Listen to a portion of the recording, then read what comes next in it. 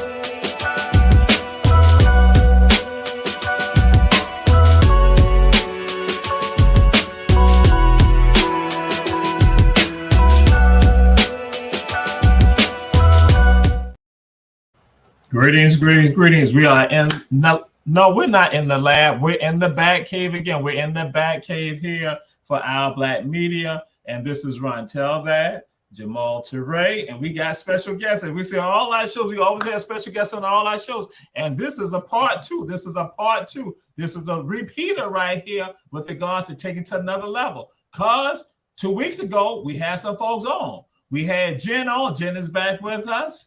And our sister right there, then we had our brother right there, Josiah Jazz Watts. We had them all from 100 miles. And so we had said, because the conversation we were having was pertinent to us. And so it was like we had the general conversation. But what we're going to do, because we said we know we got to bring it home on some of the stuff. And we still got some other things we got to bring it home on. And so we said to all of y'all, share. We are on Facebook and also on YouTube, Our Black Media. You can go to the channels. We say thank you everyone who's checking out the show. And so we got two special guests. Again, all our guests are special. We got coming out of Chatham County. We got Mrs. Joanne Wilson Myers. She's right here with us. Glad to have you here, Ms. Myers. Ms. Joanne, glad to have you with us on Run Tell That. Thank you. Glad to be here. Yes, ma'am. We're going to see really at the very end of the show if you are appreciative. And so it'll be a simple question. And then we got our brother from the other side, again, from the western part of the county. We got our brother, Tony Johnson, who's making things happen in the western part of Chatham County. And so, Brother Tony, glad to have you here with us. So thank you for having me on. I'm so glad to be here, man. Yes, indeed. And so, as Jazz and also Jen are aware, we do something on our show because we want the people who are checking out the show to know who you are. So, Ms. Joanne, the question I thought to everybody, who are you? I am a long-time resident of Savannah, Georgia. Born and raised in Savannah, Georgia. I've traveled out of Georgia, but Savannah has always been my home. And I am a lifetime Wolverine, Tompkins Wolverine. And I know there are plenty of them out there that are looking. Yes, a Wolverine. I am. Lifetime. For life. And I'm retired. But I do I'm still licensed as a nurse, but I am retired, but I do take some jobs on occasion, when the finances, come about. But I'm just glad to be here. Like I say, I'm a longtime resident of Savannah, Georgia. And Buckhalter Road is my home. That's my heartstring. That's my heartbeat. For over 100 years, it's been in my family. And I'm proud to stand and be proud to say that I belong on Buckhalter Road. Miss Joanne, I'm gonna let you know you took out all of my heartstrings for a second. I'm gonna let you know I had died. I didn't expect you to come out like that. You had said some things that I watched it. You had not been appreciative. You just took it on out. And so now, Brother Tony, we're gonna move on to you, Brother Tony. Who are you? Hey, I'm just the average brother, also from Chatham County, born and raised in Monty, Georgia. You know what I'm saying? That's in the it was Chatham County, then it was made into Portland Worth. You know, small black community. I'm just a small town, you know what I'm saying? Brother who just care about his people. And you know what, I'm proud to be here to get the story out or whatever I can do to help my people, man, and basically just connect with more people who care. You know, I'm a truck driver. I get on the road. I work like 10 to 12 hours a day. I come home, you know, basically just a simple life. You know, I'm just a simple man living a simple life to care about his family. You know, that's it. And that's powerful. We appreciate that. We appreciate the work that you're doing. Yes, and so now, yeah. One of the things we got to do, and Reverend Betty Jones, glad to have you on us. Reverend Betty Jones, one of our great supporters. And we said, everyone checking out the show, we say share, share, share. And so we got to do this. This is how we do it, because you know in our community is what we do. So, Tony, this is what we got to do. Who are your people? Who are your people? My people is Monty. We go way back. We go way back to the late 1800s, early 1900s, man. You know, my family is a strong family up there, man. Born and raised off the land. You know, we always usually say sometimes it could be the first 40 acres and a mule. You know, that's history up there, man. We grew up the farmland, man. We used to grow our own food. You know, we did the whole country life. You know, I got the best of both worlds up there, you know, and, you know, that what made me with the strong roots I have now in family, you know, and basically in this day and time, you got to have those morals that you grew up on. So, you know, so that's me to the fullest, man. I got, you know, strong work ethics. My granddaddy used to have me out there in the woods, man. That's back when we had a wood furnace. We had to go chop down trees, get wood, bring it back, stack the wood, chop it, get it small enough to put into the wood box, to put in doing all that, going fishing, man, chasing chickens, getting eggs, all that, brother. So, you know, I'm country raised, but, you know, just a down-to-earth brother. All right, and that's what it's about. Because again, you know, I think we ask who your people are, so that's for us to connect. And so that we're on the audience to be checking out you all and then connecting with you. And so, Ms. Joanne, we want to ask you same thing. Who are your people? My people, Buckhalter Road. It's a 3-mile road that's hidden so well that when you ride down that road, you wouldn't believe that you were in the city of Savannah. You would think that you were out west in the country somewhere. It's a beautiful road. I've been there all my life. It dates back to the 1800s. I am one of I think I'm the 6th generation. Like Brother Tony said, my grandfather and my father, they grew our food. We didn't go to the grocery store and shop like we do now. We ate from the land. And who I am and my people are people that we don't forget where we came from. That's the main thing. You can't forget where you came from, because if you did, you would know where you're going. And yes, Right. We raised in the country. I was a country girl. We didn't have inside bathrooms. Yes, we didn't have inside bathrooms. I pumped water. I chopped wood, carried wood, fed the chickens, fed the pigs. I did it all. My father, he had 5 girls. He was outnumbered in our household. So, he was kind of like, okay, yes, whatever you ladies say, that's what we'll do. But he was a stern father. He was a stern father, and he believed in strong family ethics. And that's what carries us through today, our strong family ethics. Don't leave no stone unturned. Figure it out. Don't let anybody tell you. You look for yourself to find out what you need to know.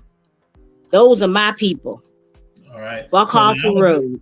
So I'm gonna throw this out here to you. We're just going real quick because we're gonna be jumping into this right here. Because part of when we say who your people, it's like, what are your family names? Because see, that somebody checking out the show, they're like, oh, that's Lula Bell Grand right there. Oh, and see, that's what happens. So now when they know that's Lula Bell Grand, they know the words that you're saying.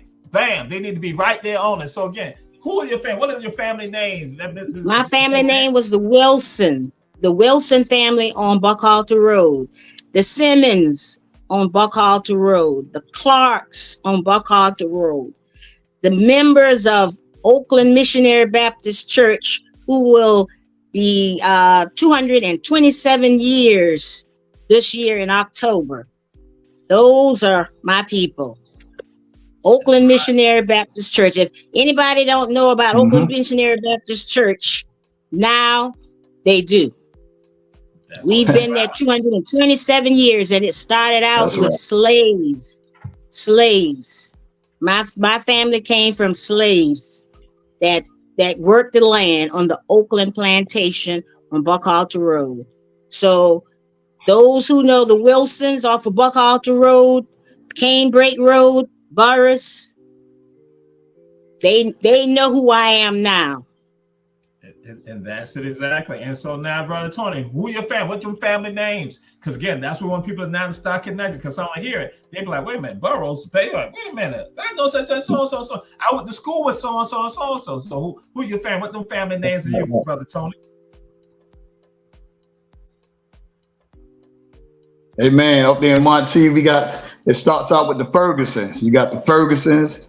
My grandfather, great grandfather Ferguson. You got the Whites, you got the Smarts, you got the Johnsons, you got the Stewarts, you got the Hearst. The Hearst is another big name up there.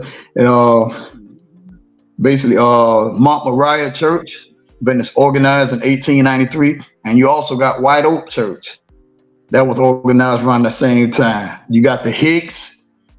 I mean, all of them, my people. We all went to Groves High School.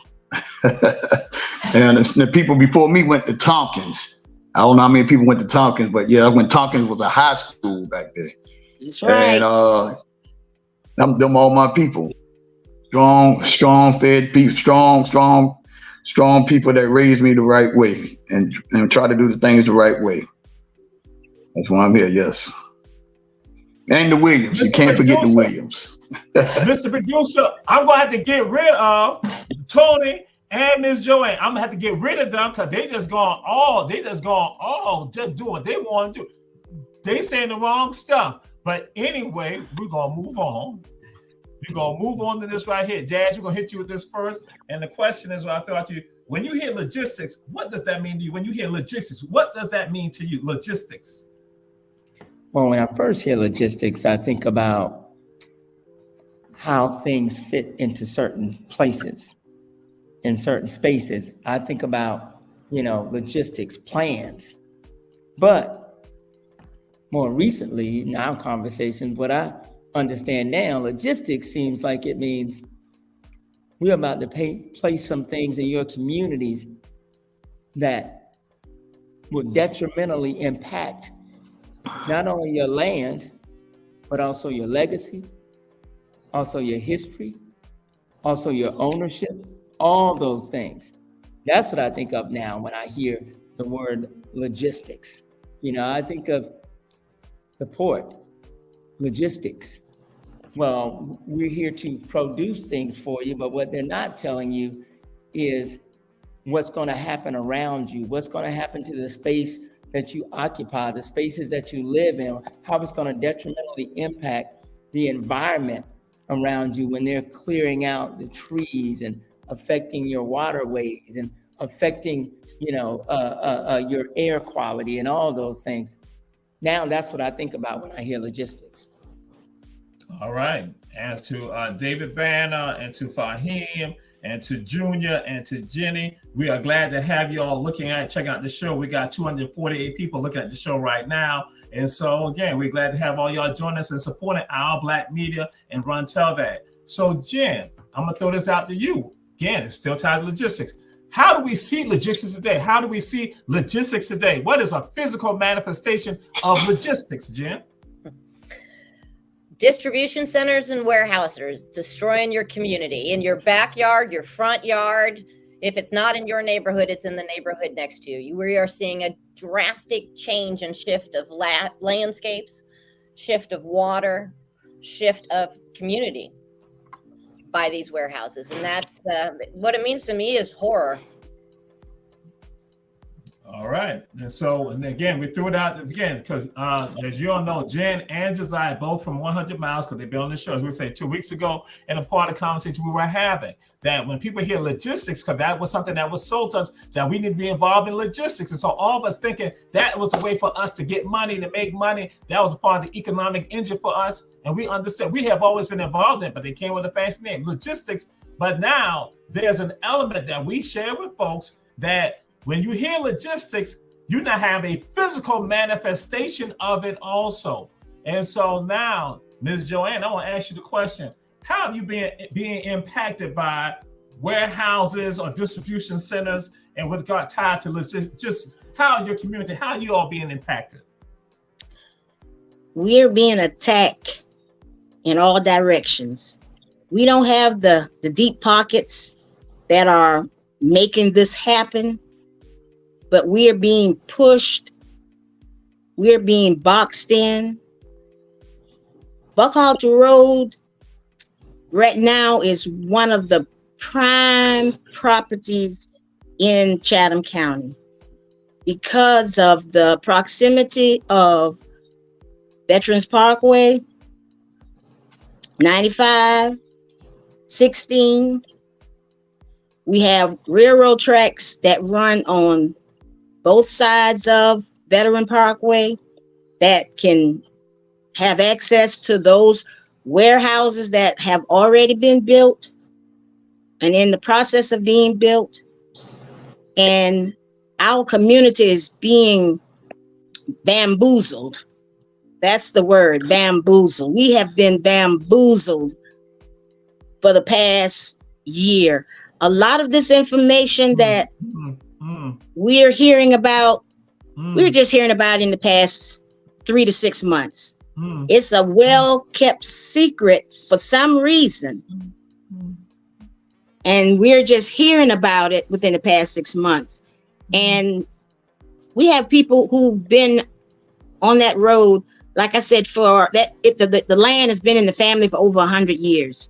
And where it's located, they don't care about us. All they care about is progress with the warehouses, the trucks, what they carry, the containers, the railroad tracks that come in and out, what is being dumped on the ground, that's soaked in the ground, that goes into our wells. We don't know what's being done because we have been bamboozled for the past 2 years, maybe longer. But Buckhalter Road is the prime piece of land right now in Chatham County, and they want it. They start off with 10 parcels. You get those 10 parcels, then they'll go to the next 20 parcels. And once they get that, they'll just keep going till there won't be a Buckhalter Road anymore. It won't be as beautiful as it is now. It's a beautiful piece of land that Savannah has just, some people have forgotten it, but some people have just found out that we can make some money there. And we're going to make some money there. They can't give the people who live there the money, enough money to compensate for what they have right now. There's not enough money that they could give me or my family members for that 5.5 acres that we have in our family, and we still live there. We still live there. That's the main thing. But they don't have that compassion, you know. They wouldn't live there if a warehouse was built as close as it's being built today. And like I said, we are being boxed in slowly but surely. We're being boxed in, and before you know it, Buckhalter Road will no longer be. But we have to fight. We have to stand up. We have to make our councilmen and commissioners understand that the almighty dollar is not the last. And that's what our community we've organized. Don't Box Us In, Buckhalter Road, and it extends from Garrard Avenue all the way to Ogeechee Road.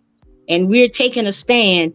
Even if we don't win, we want people to know what's being done in Chatham County. Because Georgia Port right now is strong. But don't take from us what we had for years, for generations. Don't take from us. Don't take from us. And Ms. Myers, don't take from us. Yes, ma'am. Ms. Myers, we're going to be getting into that. We're going to be getting into this conversation because just like you said, Buckhalter, guess what? And just Reverend Betty Jones put it out there. All of our neighborhoods, all of our communities are valuable. And I'll share something with you that guess what? It is not about progress. What I had told people that this is about profits over people. This is about profits over people. And so the story that you're saying, guess what? And that's why we got you all on here, because what we have shared, talking with Jen, talking with Josiah, talking with Jazz, what I have put out to folks say that this story is not just a Chatham County story, not just a Buckhalter story. It is not just a story. It is a story of Camden County to Chatham County and all of our communities. But guess what they have done? Just like you said, Reverend Betty Jones put it out there. They don't talk to the people. They don't talk to the citizens, the residents. So you don't know. So when they come at you, you think that you're in it by yourself.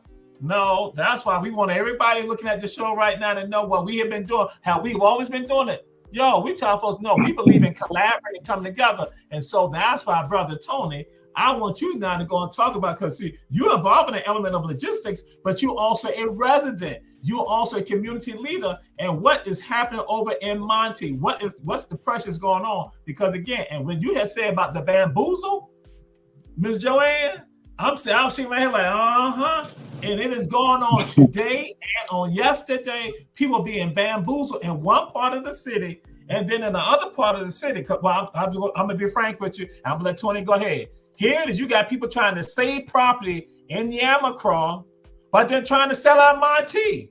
And so, yes, that's the segue to Brother Tony. Go ahead, Tony. That's right, y'all.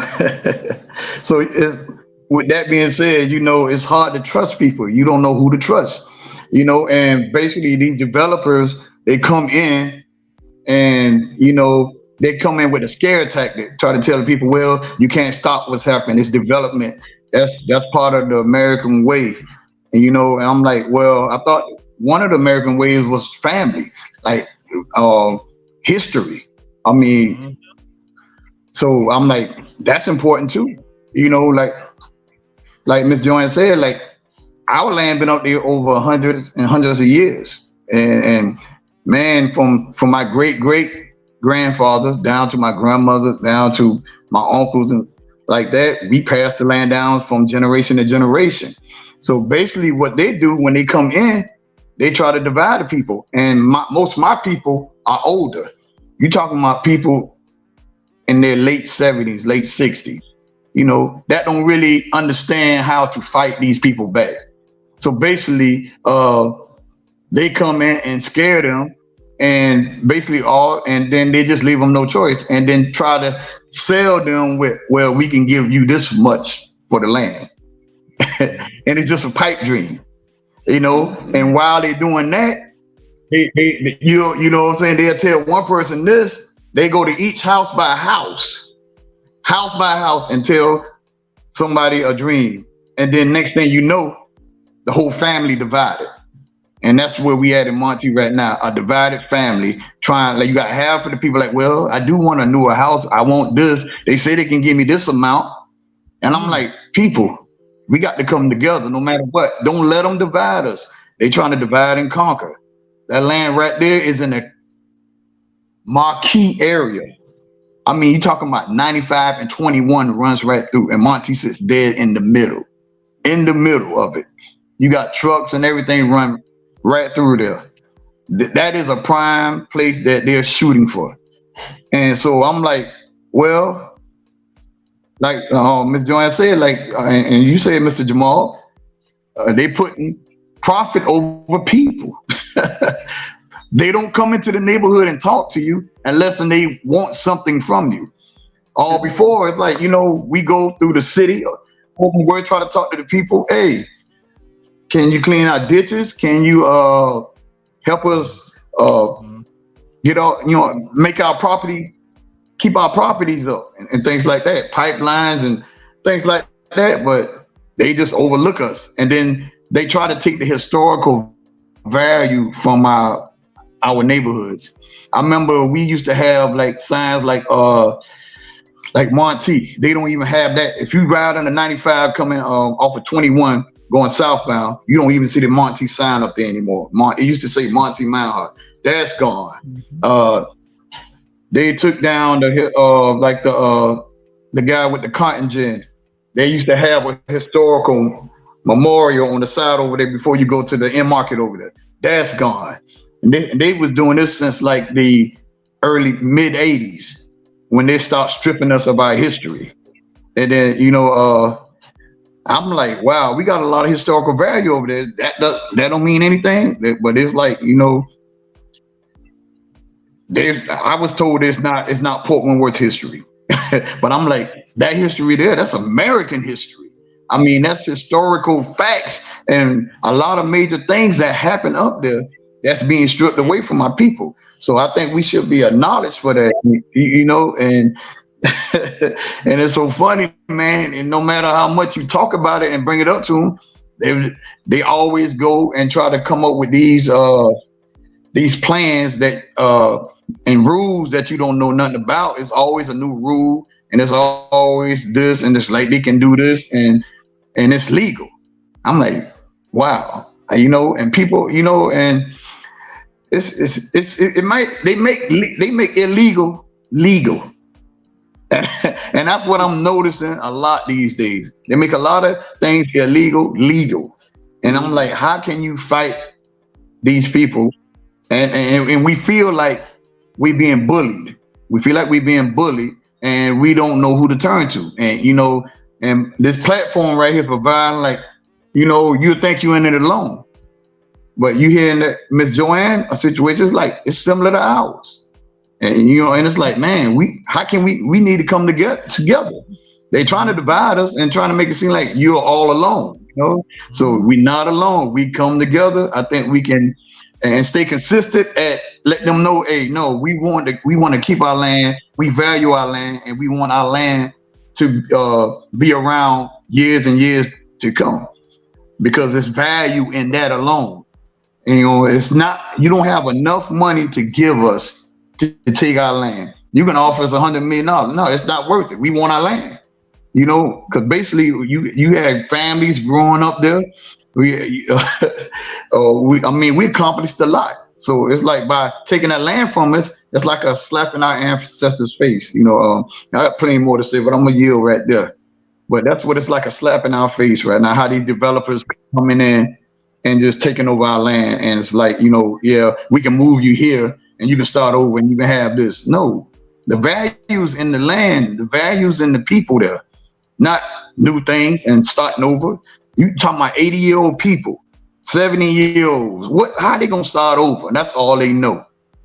That's right. But I yield with that.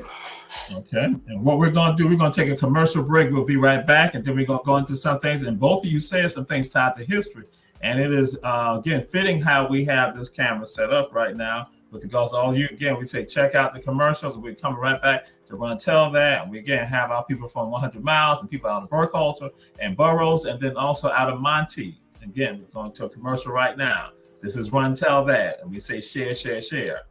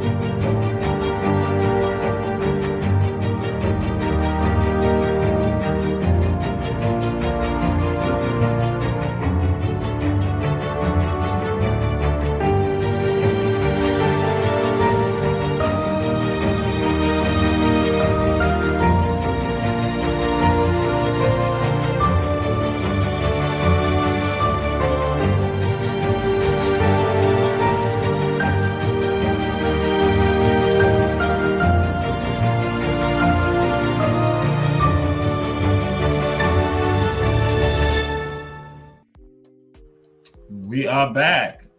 Run Tell That. And we have Ms. Joanne out of the Burkhalter community. Brother Tony is in the audio side, but he'll be back in. He'll be see the visual of him if he's back. And you got Jen from 100 Miles and Jazz from 100 Miles. So now I'm telling you all, now some of y'all heard something, and that's when you heard about the Burroughs community.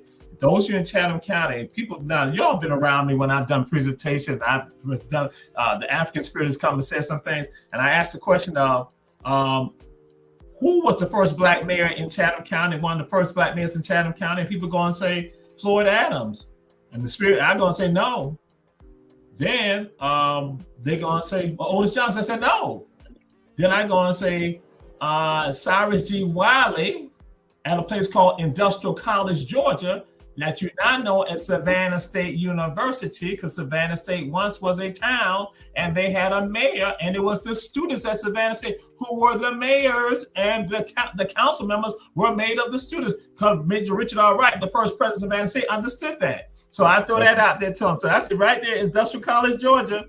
But then I hit him with, I said, J.C. Legree, Joshua C. Legree. Joshua C. Legree was in a place called Burroughs, the Burroughs community, that they will elect mayors in the 1800s. So in the 1800s, you got 1800s, and what we know is basically as Thunderbolt right now, but also in the Burroughs community, that's also. Now, again, y'all, some of y'all probably saying, well, what's up with all that, Jamal? They're like, ooh, because you see where Jazz is at, and you see where Ms. Myers is at. Guess what? J.C. Legree is one of the people, because they have formed an alliance, an association of African farmers, a farmers alliance, that now in a political organization throughout the entire state of Georgia, made up of African people who work in the agriculture here. They create a political system for themselves to elect people to government, to offices here, but then also creating a union. And so guess what happened? J.C. Legree out the Burroughs community and that organization that they have formed that's now throughout the entire state of Georgia, that when you go to Sapelo, where Jazz is from, the Farmers Alliance building on Sapelo, where they have the celebration for sidecars that some of y'all know about, that's the last remaining vestige of that legacy tied to the Burroughs community. Whoa! Wow. That's why we do what we do. That's why when you talk about history, that's why I always make sure I give people history, because see, they don't know it. That's why when Tony said what he said about the land right here, when we talk about 40 acres and a mule, that's a part of the legacy. That is one of the oldest pieces of land owned by us. When we talk about General Sherman, and it really wasn't Sherman, it was Reverend Garrison Frazier. That's why we're going to see land ownership. And today, you see people not coming at them, trying to pick them off. And that's why people hear me constantly. Jazz has been around me for some 2 decades now. And my thing's always been, it ain't one place, it's all of us. And that now, as you picked up on Ms. Myers and also Brother Johnson, everybody picked up. I keep trying to tell people, this ain't no one battle. This is all of us in this together. And so, Jen, you have done some traveling, and we're going to Chatham County, right? We're going to stick on Chatham County. We're going to be focused on Chatham County. what have been some of the things that you picked up in parts of Chatham County with regards to, because Tony was saying some of this right here, and I was like, this is kind of some of the things that Jen and I had conversations, and Jazz had conversations about. So what you want to throw out there, Jen, with regards to this? Well, I think with regards to history, I mean, we're looking at it from this industrial sort of takeover, this gold rush that's happening, but really there's a lot of history to it.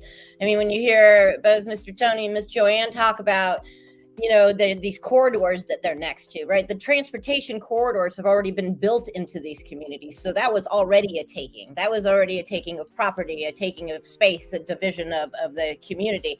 So it's no surprise that the next wave just goes along those transportation corridors. So it's not a surprise in that context, right? They've been doing this kind of stuff for a long time. But one of the things I really want to throw out there when we're talking about this concrete versus community, really what it is, when we're talking about people making money, there's very little money being made for the communities, right? For Chatham County, for Port Wentworth. We have development authorities bringing these warehouses in and negotiating away most of those taxes for 10, 15, 20 years. Those are taxes that are not being paid, right? So you're already struggling with infrastructure pieces that haven't been built, with all of these things that now we're dealing with climate and stormwater and sea level rise and all of these different things. But the question is really, you know, this very small handful of people that are making money, and what is the actual economic need? So looking over what the port says is their need in square footage for warehouses. Just last year, they said we needed an additional, I think it was 100 million square feet. Nope, sorry, 70 million square feet, I believe. And I think we've accomplished that in the last year, not just in Chatham County, but we're also talking about Effingham County and Bryan County and Liberty County. And there's also this state north of us called South Carolina, and they're doing the same thing up there. So we have this history of displacement, of property stealing, of eminent domain that just seems to be continuing. And we live in a time where we're smarter than that. We can plan better than that. We know ways, mechanisms, tools to plan and make this better. So everybody might have to have somewhat next to them a little bit of this industrial growth and spread it around for economic development. But nobody should be suffering what I'm seeing across the board in all of these different communities. I mean, these warehouses are backed up to people's backyards, to their playgrounds, basketball fields. What they used to see were woods and forests, and now all they see is a warehouse.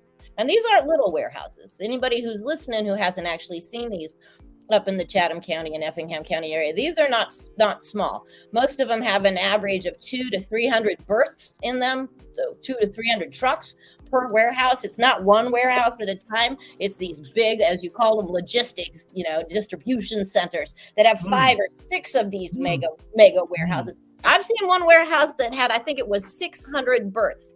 That's 600 trucks that can be coming in and out through the neighborhoods, right? Yes, they're close to 95, they're close to 80, they're close to all of these roads, but you still have to come through a neighborhood or around a neighborhood or next to a neighborhood. So this is just a repeat of the same old history, right? It's just a repeat. It's a new version of the same history of taking. And you heard what she said, 600. Can you imagine 600 vehicles? I'm just going to throw out there. You got 300 that comes through Burkhalter and also say through Monty, or through the west side of the city of Savannah, or through Garden City. Because guess what? See, now that some of y'all, that's why I say this is not just one part. This is a Savannah issue, Garden City issue, Monty, Port Wentworth issue, and Bloomingdale issue, just in Chatham County alone. Chatham County alone, and then we throw in the unincorporated parts of Chatham County. That this is an issue that's going. And can you imagine? And quality of life. And then Ms. Joanne went and talked about, again, we had shared this in April when Jazz had me come up to a conference at Georgia Climate Conference, and I had told people, because they hadn't thought about it, the environmental issues from having the warehouses. See, again, that's why I said we have to be the ones to articulate, and that's why we have Our Black Media for us to go and put it out there. And so, Jazz, we've gotten to some of this. You heard from Ms. Joanne, you heard from Brother Tony, you heard from Jen. So what's your thoughts with regards to this, and what must we be doing? Well, my thoughts with regards to this is, first and foremost, is just thinking about the negative and detrimental impacts to community, to family, to legacy, to history, to land, to quality of life. When I, first saw the warehouses was off of Henley Road coming into Monteith. I mean, this gigantic, just immense. And to know that there are 3 of these things sitting out in that space, or is it 4, maybe more, and that they are surrounded by these things. To think about that, to think about if I was we're on Sapelo or talking about St. Simons or talking about, Brookman or Buck Swamp, somewhere out in Glenn County, to walk out of my door or to drive out of my community to see that we are surrounded by these gigantic, huge structures that are taking away parts of our quality of life. And we need to understand, just like you said before, when we talk about Gullah Geechee communities, and people look, I'm descended from Sapelo and from St. Simons, but people always say, well, that last Gullah Geechee community is Sapelo. No, it's not. It's not. That causes erasure of all these other communities. And we need to think about all the other Geechee communities, the Geechee communities that are on the mainland, which outnumber us, but we are all being impacted by the same exact things. And I think about that division, how they, go at the city of Port Wentworth first, go up Monteith, and then they just kind of split it up. Now they go to Burkwalter, now they go to all these different places off of Highway 80, then they go to Liberty, then they go to these other places, and how these strategically separating us so that it makes it difficult for us to fight together, which is what we have to do, because we need to be the ones to dictate what is in our communities, what is in our spaces, because it is impacting us. These things will be sitting here a decade from now, empty, barren, or whatever, and we will still be feeling the negative impacts of them. So it is so imperative. And I you and I talk all the time, Brother Jamal, about how the alarm was sounded a decade ago. The alarm was sounded years ago. The alarm was sounded before there was a moratorium in the city of Port Wentworth. And we need to recognize that and come together and face these challenges, because they got a long 20, 30-year plan.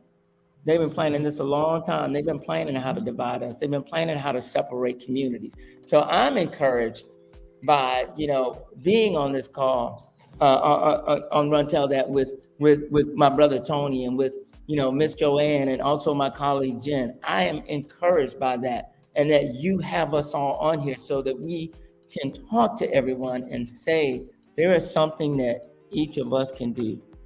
We got city council people, we got public officials. Find out who those people are and start talking to them, start calling them, in these spaces where these warehouses are, and talking about where they're talking about planning for them to go. So there are things that each of us can do. There is something that we all can do. And that's what I'm thinking about. I'm thinking about, well, what are the next steps that we need to take? Thank you. You gonna say something else, Jazz? No, I'm good.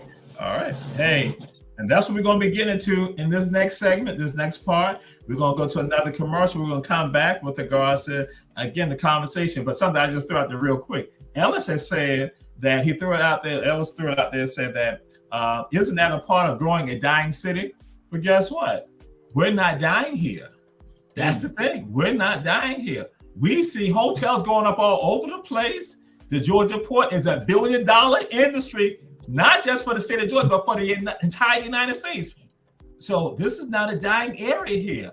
Maybe for some others, they might try to talk about that, but guess what? Here, that's not the case. But then guess what? You are trying to kill a culture. You're trying to kill a community. You're trying to kill communities. And that's our work we're doing right now. So we're going to go to a commercial and come back and then have a conversation with you all about how can people reach out to you all and get in touch with you all.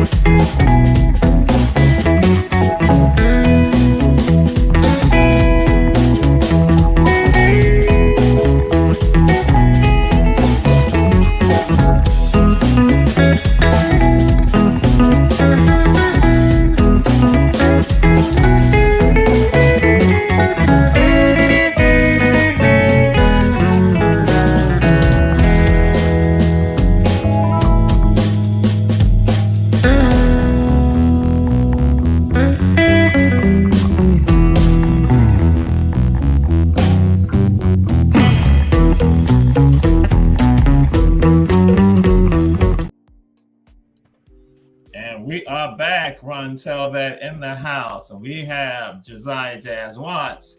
We have Tony Johnson out of Monty. We have Ms. Joanne Wilson Myers, who are out of Burkle to the Burroughs community. We got Sister Jen from 100 Miles. And so we are back right now. And what we want to know, and that is the audience, we want to know, how can we support you all in the efforts, and what are some of the upcoming things that you all have? Because we know that there are NPC meetings that are going on. We know that there'll be commission meetings going on, that there'll be city council meetings going on. How can we support you? What's the contact information for us? You now go and address some of this right here. Because again, so we now go to Ms. Joanne. How can people get in touch, support the efforts, contact information, anything like that with regards to this? Well, right now we have a website, Don't Box Buckhalter Road Inn. You can always reach us there. You can always also reach us at Laura Mackey at the Mackey House at Redgate Farms. That's where we hold our meetings at. They have been gracious enough to open up their doors for the community to come and meet and discuss some type of strategy of what we can do, what we can say.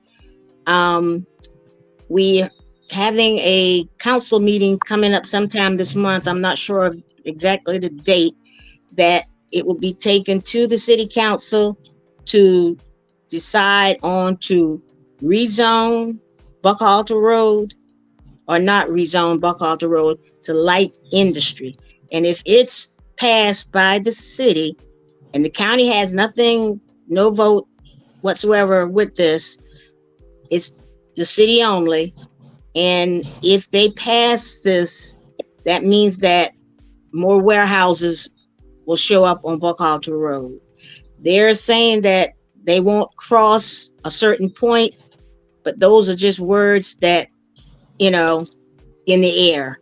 We don't see anything in writing. We had an NPC meeting last month in July, and it was one of the most disappointing meetings I've ever been to. It was already discussed and voted on, and what we had to say was it didn't matter. They cut out time for our, opinions and how we felt. They cut our time to almost a minute, but the developers, they were given their full 20 minutes, but we were only given a minute and a half, and some less than that. So right now, like I said, we have our website, Don't Box Buckhalter Road Inn, and you can also reach Laura Mackey at the Mackey House at Redgate Farm. And even though we're discussing Buckhalter Road, that's just the start. It can go across Ageechee Road. It can go across Dean Forest Road. It can move wherever they want to go. But we have to come together as a community, not just the Buckhalter Road and Garrard Avenue area, but all of the communities in that area are going to be affected because of, like the young man said, the railroads, the interstates. All of that is so close together, and the deep pockets, they are hard to fight, but we're willing to fight. We're willing to fight for what we have and we've had for so long, and we don't want to give it up at all. Yes, indeed. Yes, indeed. And this fight has actually been going on for a long time, but people try not to listen to certain folks, and particularly African Americans. And so I've told folks, y'all know across the board, I said, African Americans have been leading the charge with regard to this, and we've been saying it. But what happened, you try to marginalize us. I said this at the NPC meeting, try to marginalize us and try to make sure our voice is not heard. But what happened, I told folks, I said, Caucasians got to listen to us, because when they listen to us, because we're sounding the alarm, we are the bellwether for these issues. We are sounding the alarm. We are the thermometer for it. And see, when you ignore us, guess what happens? Bam, it comes right on your backyard. And then you start thinking like it's brand new. Like, no, it's not. It's not brand new. And so, Brother Tony, how can people support the effort? How can people get in touch with you? Because you are the president and executive director of the organization. How can people get in touch with you? And what do you see on the horizon with regards to any other work being done? Yes, you can. We have a nonprofit website, NHN Union. You can look that up at nhnunion1 at gmail.com. You can just put that in. You can go there. They have a donate tab. You can donate if you want to donate to the cause. You can reach me personally on my phone, my cell, 912-604-7932. I also have another email, my personal email. You can reach me at t.passio244 at gmail.com.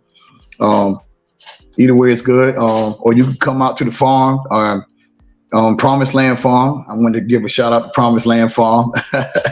Yeah, you can come out there and come into the community, and you'll see some of us out there. You can just talk to us out there, right off Monte Road. But basically, what we're trying to do, we're just trying to get everybody incremented to get ready for this fight. Get everybody back together, divided. Because with that big scare coming in from the warehouses, everybody's like coming up with their own plan. But I got with Randy Quarterman and Sarah Eisner and their organization, and they're helping us and they're backing us to try to keep the people together and let them know that we got their support on the reparation projects and from the reparation projects. So what we're doing is we're setting up community meetings, like I said, getting everybody together, trying to come up with a plan, a master plan to okay, we all stick to this right here. Don't believe the hype. Don't let them scare you. Don't let these tactics move you off from your land. This is yours. We got to stand for something or you'll fall for anything. So basically, we just trying to motivate everybody, step up the younger generation. I'm trying to motivate the younger generation to step up for the matriarchs and the patriots that done this before us. Don't let their work be in vain. So basically, it's like a political battle cry to all the communities and all the households in Monte. So basically, it's just talking and getting people the information and let them know what can and cannot happen. So basically, we just we meet up to Mount Moriah Church. Sometimes we meet to the Promised Land Farm, and we have the discussions, and we raise the alarm to people. So basically, that's where it starts at, getting the information out. Mm-hmm. Absolutely. And Reverend Betty Jones said she was thankful for the platform that we have through Our Black Media. That's what we do. We get the information out and share it, folks, so people know. And then also hearing from groups of people that sometimes they try to ignore, but that's why we remain right there to tell them, oh, we've been talking about this right here, but you didn't listen to us. So you're going to find me to learn to listen to us with regard to some of this right here. And so we're going to be winding it down. So we're going to come to 100 miles. And so we're going to give y'all 2 minutes each to discuss Jen, 2 minutes. 2 minutes. I'm in a public meeting. Well, see, I was going to say this because y'all know, we got company with us right now, but since I let the family business out. So Ms. Joanne and also to Brother Tony, Run Tell That is the little brother show of all the Our Black Media shows. Everybody else got 5 hours. They can do marathons. They do telethons on their shows. But we have only 57 minutes. And guess what? It's because of our producer who's from Tompkins High School. But I'm gonna leave that alone. Miss Joanne, you see that? Oh my God. So we got 2 minutes. So Jazz, what are the things that you think that people need to know, and how can people get in touch with you? Because again, we know folks are listening. Because remember Betty Jones was out there. Charlie Brown. What is going on? Mr. Producer, you see the rabble people trying to come on my show. Mr. Producer, take care. See what I told y'all? Mr. Producer. But go ahead, share. Well, Yes, my brother. First of all, I want to say I appreciate you having us on this platform as usual. And, you know, if anything, you say how to reach me is at 100 Mile, Josiah, Josiah, at 100miles.org. And that's written out, Josiah at 100miles.org. My number is 404-200-5416, and it's 404-200-5416. You know, please, you know, feel free to reach out to me.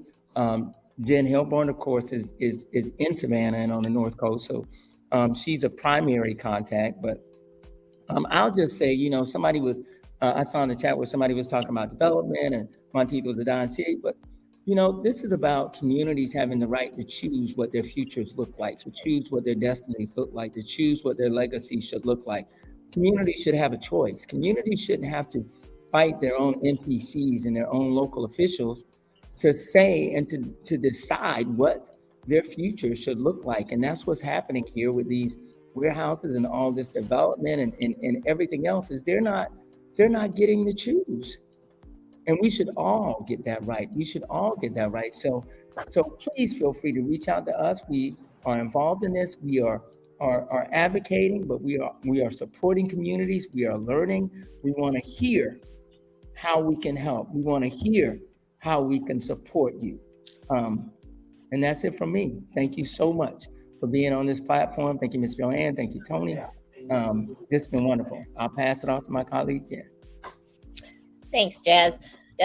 Likewise, thank you all for the opportunity to be on this platform. We have been navigating through some communities and others we haven't heard from yet that are going through this, but we are starting to become more connected. We are starting to understand how many communities are being hit, and we're collecting the data side of that so that we can express this. But it's a complicated process. The MPC, the meeting, Ms. Myers was talking about 7 hours of watching people being dismissed while our leaders don't even know what the process is. So please give us a call. My number is 912-441-3908. We can see what we can do to help you understand the process. The one thing I definitely want to share is get out there, talk to your neighbors. Tony brought it up, and I'm seeing it in a lot of communities. Communities are literally being divided, and I don't think that's unintentional. I think that's a very conscious thing. One neighbor's hearing one thing, one neighbor's hearing another. Talk to your neighbors, talk to your community, get out there, be talking about it to everybody. Share this, share, run, tell that, share everything. We have to come together. Look on Facebook. There's groups called Stop the Warehouses in Effingham. There's groups, Don't Box Buckhalter In. There are Facebook groups, there are groups, but just keep this conversation going. We are happy to help you in the ways that we can. Thank you so much. And you said a mouthful. It is so frightening that they got people, they're telling folks that you can sell your land, you can get $10 million for your land.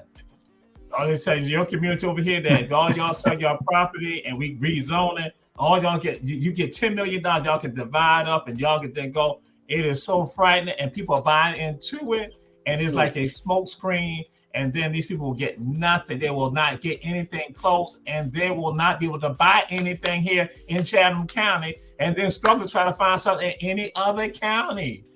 But they're giving up their legacy. They give that legacy, Ms. Myers, from Burroughs and Burkhalter. Tony, they've given up that legacy of Monty. They've given up those legacies and can't be replaced anymore.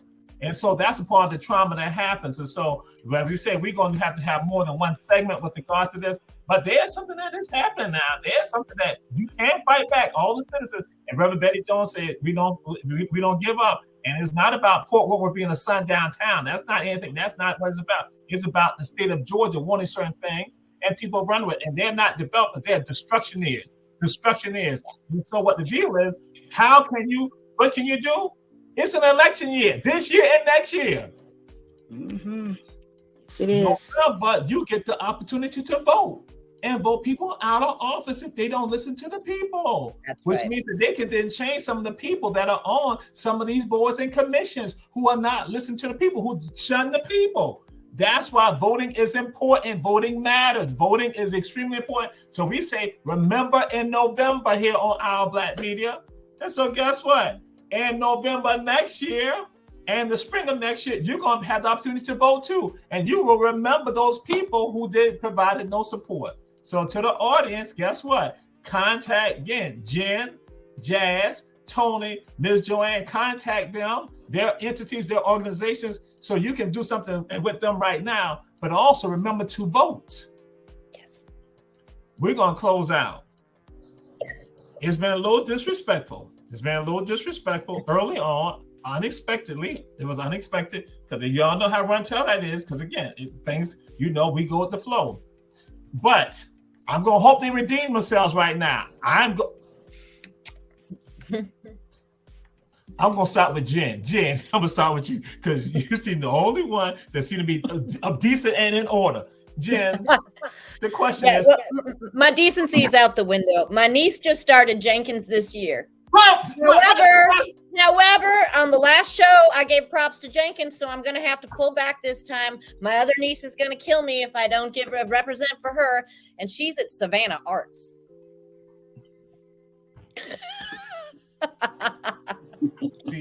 See, our show, it's not scripted. Jen, great when you had talked about HBJ, the best high school in all of Chatham County and the entire country. So, Jazz, I'm going to move on to you. Redeem yourself.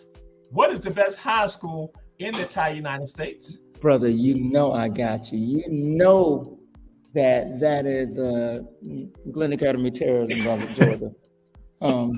I got you. But you know that Jenkins could be second. But right behind. You know. Wow.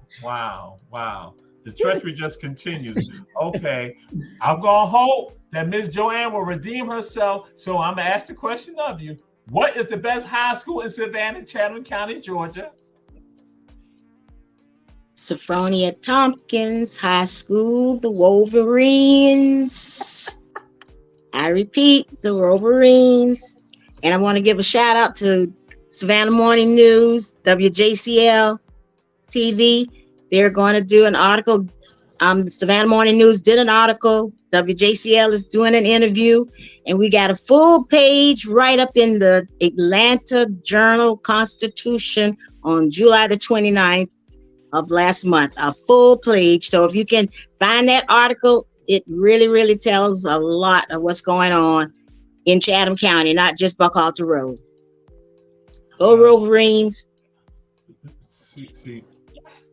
Next time we're gonna be muting your mic, Ms. Joanne. We're gonna be muting your mic. I'm gonna have to get the mic button. I'm gonna mute you. Oh Lord. So Tony, you're the last hope. You are the last hope. You are the great hope. You are the last great hope. So Tony, my brother, what is the best high school in Savannah, Chatham County, Georgia? You know I got you, Jamal. You know I got you, brother. You know I got you. You represent it right now. Look at the colors you got on. Look at them colors. Oh! The black and gold. Yes, sir. Come on. Them Grove Rebels. Baby. Class of 93. That's me. You can't see me.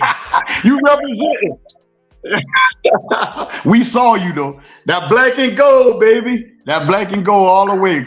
Go Rebels. This is Run Tell That.